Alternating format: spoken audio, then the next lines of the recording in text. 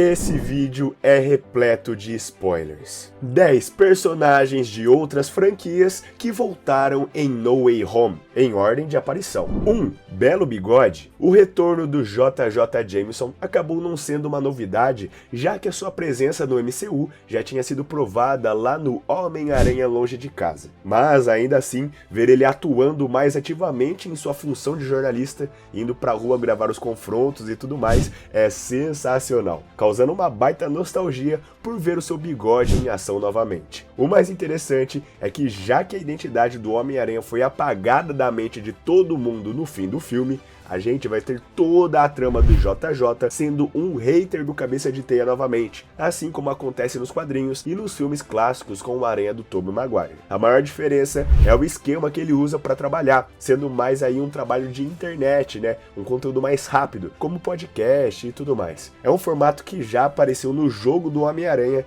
e que faz bem mais sentido para o nosso mundo atual, onde o jornal em papel já não é mais tão usado. 2. Não viu nada. Ainda segue a dúvida se as obras da Marvel feitas pela Netflix são consideradas cânones para o MCU ou não, mas isso parece que foi respondido após o ator Charlie Cox ser inserido nessa fase como o advogado Matt Murdock, mais conhecido como o herói mascarado Demolidor. Além disso, até mesmo novos projetos envolvendo o ator foram anunciados pela própria Disney, então é algo que devemos ter mais notícias em breve. O que importa é que o Matt Murdock finalmente está no universo principal do UCM e já tendo as habilidades do Demolidor. Isso junto com a aparição do Rei do Crime na série do Gavião Arqueiro, prometendo tramas ainda melhores e maiores envolvendo esses dois. Óbvio que não é algo totalmente confirmado, mas ao menos é um sinal extremamente promissor. Pra quem não sabe, o Matt é um advogado que acabou ficando cego quando era criança e desenvolveu todos os seus outros sentidos de uma maneira absurda. Por isso, ele consegue combater o crime, lutar contra bandidos e impedir máfias inteiras, mesmo sem poder utilizar os seus olhos. Muita gente diz que ele é basicamente uma versão aí mais legal do Batman dentro da Marvel. Já que o Rei do Crime é um vilão do Homem-Aranha e do Demolidor ao mesmo tempo, já dá pra imaginar facilmente algumas tramas surgindo, ainda mais com a ajuda do Gavião Arqueiro e da Kate Bishop no meio do caminho, criando aí toda essa ligação. 3. Lula Molusco. Desde o primeiro trailer de Homem-Aranha Sem Volta para Casa, a gente já sabia que o personagem Dr. Octopus iria aparecer em algum momento, tendo todo um desenvolvimento inesperado em relação a não conhecer aquela versão do Peter Parker. E isso sem falar do seu desenvolvimento ao longo do filme, tendo momentos mais de herói e menos vilão. E já que para muitos fãs o Homem-Aranha 2 foi o melhor filme do Tobey Maguire como herói, é lógico que seria extremamente nostálgico ver o Alfred Molina retornando para o papel de Otto Octavius e trabalhando muito na trama de sua relação com as garras que estão acopladas em seu corpo. Mas nesse filme, ele acaba sendo mais um herói do que vilão, já que tem todo um arco de redenção depois que o Peter consegue desenvolver um novo chip capaz de curar a sua maluquice. A maior prova disso e que conclui essa jornada foi lá no final do filme, onde ele deteve o Electro na batalha. Só resta saber o que vai acontecer quando ele voltar para sua casa, para sua própria dimensão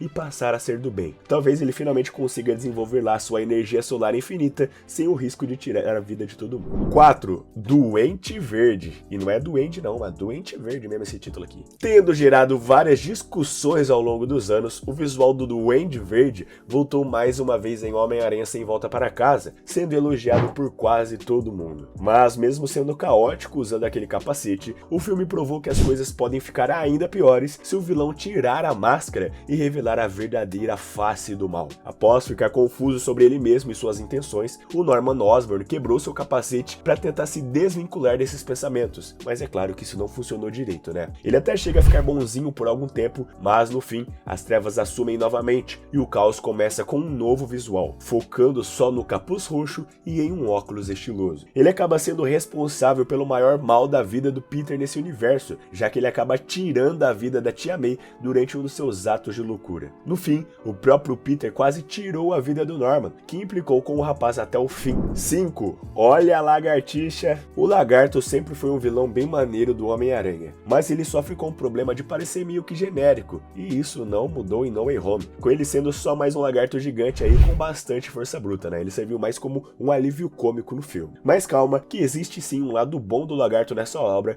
que foi tão marcante para todos os fãs. Quem viu o filme pode até não ter reparado, mas as cenas onde os vilões voltam ao seu estado normal normal, sendo o Lagarto e o Homem-Areia, são feitas para serem exatamente iguais à versão original, criando todo esse paralelo de redenção, né? Então, mesmo sendo personagens que não chamaram muita atenção e não tiveram muito papel, ainda foi legal por esse motivo. Vale lembrar que o Lagarto acabou sendo preso no final do espetacular Homem-Aranha e poderia fazer parte do Sexteto Sinistro. Então, se for rolar mais um filme focado no Andrew Garfield, existem chances de Curt Connors aparecer novamente na trama. 6. Deu choque. E já que a ideia era colocar ao menos um vilão de cada filme dos Aranhas, tivemos a aparição do personagem Electro, também conhecido como Max Dillon. Mas, diferente de sua versão no universo do espetacular Homem-Aranha, dessa vez ele não está todo azul nem calvo, e nem mesmo usando raios azuis. Dessa vez o ator Jamie Foxx mostrou o seu rosto, sem maquiagem. O filme até que acabou dando uma explicação para isso, com o próprio Electro dizendo que a energia daquele mundo era bem diferente da que ele estava acostumado. Então isso acabou justificando ele ter ganhado um novo corpo e ter agora os raios amarelos ao invés do azul como vimos anteriormente. E sua função nesse longa não foi muito grande, servindo aí como um aliado do Duende, assim como o Lagarto. Porém, dentre os outros vilões, tirando o Duende Verde e o Octopus, ele foi o que mais se destacou. 7. Direto da praia. Um vilão que já teve sua redenção ainda lá no filme do Homem-Aranha 3 com o Tobey Maguire foi justamente o Homem-Areia,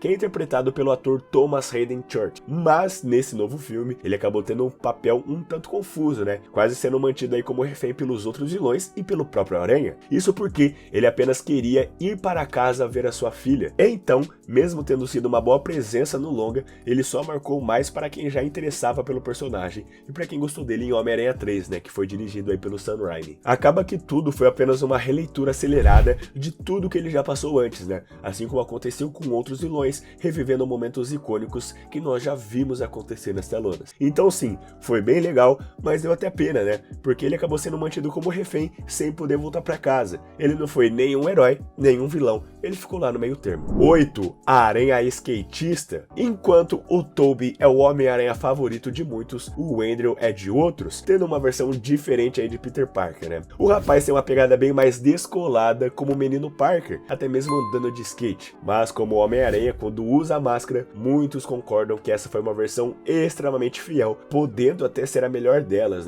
Só que foi extremamente interessante ver o que estava acontecendo com sua vida lá em Homem-Aranha Sem Volta para Casa. Isso porque as falas do próprio personagem indicam que após a morte da Gwen Stacy, o Peter acabou indo parar em um lugar um tantinho aí mais sombrio, quase como um Homem-Aranha fica com um simbionte preto. E mano, é lógico que seria muito interessante ver uma sequência da história do Andrew Garfield para que ele pudesse ter mais desenvolvimento, já que a sua história, diferente da do Tobey, acabou não tendo um final decente, parecendo que finalizou ali na metade de uma saga que tinha tudo para ser espetacular. E sim, você é espetacular, you are amazing! E cara, na moral, na cena que o Ned abre o portal e ele aparece no fundo, eu confesso que eu chorei demais. 9. Um velho amigo retorna. É impossível falar sobre Homem-Aranha Sem Volta para Casa sem citar a presença do nosso ilustre Tobey Maguire, que acabou sendo o primeiro ator a interpretar o personagem que realmente ficou popular e grudou na mente de todo mundo. Ele segue sendo para muitos a melhor interpretação de Peter Parker até hoje e teve um papel muito importante nesse novo filme. Em Homem-Aranha 3, o herói retorna ao papel de Peter Parker e de Homem-Aranha já bem mais envelhecido,